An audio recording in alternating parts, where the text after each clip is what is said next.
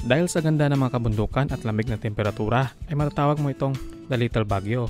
Di na namin to first time pero gusto ko pa rin ipakita sa inyo ang pinagmamalaki ng probinsyang ito.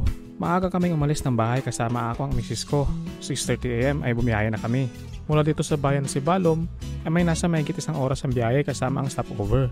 Umabot nga sa umpisa ng biyahe namin pero tumila naman ito pagdating namin sa bayan ng San Nemeo. Unang stopover namin dito sa Barangay Aningalan.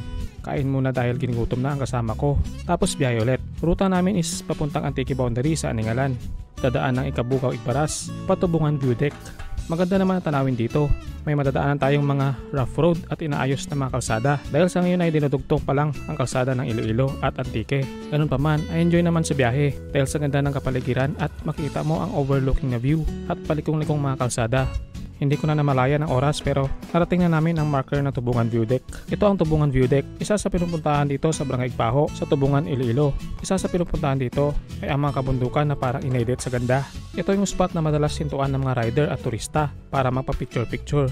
Napakasinik na lugar na ito, lalo na ang mga nagtatayugang mga bundok at palabitukang manok na mga daanan. Tinatawag din pala nila itong The Gateway to Antique dahil ilang kilometers na lang ay nasa Antique ka na. Dahil sa lamig ay nagsisitubo ang mga wild berries dito. Ang ano yung mismo orange yun? Sulat na putira mo na? Ano, hindi mo explain na sabon.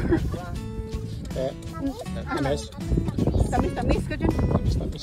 Di rin kayo magugutom dahil maraming nagtitinda ng mga pasalubong at pagkain dito. At in case na maulanan, ay meron namang masisilungan dahil patapos na ang kanilang tinatayong tourist rest area. Pero sulit naman ang biyahe dahil panalo naman sa mga makita natin na mga tanawin at kami lang ang bumabiyahe dito. 11:30 na umalis kami. Madami pa tayong pwedeng puntahan dito sa Iloilo. Kaya kita-kits ulit sa mga sunod pa nating mga biyahe.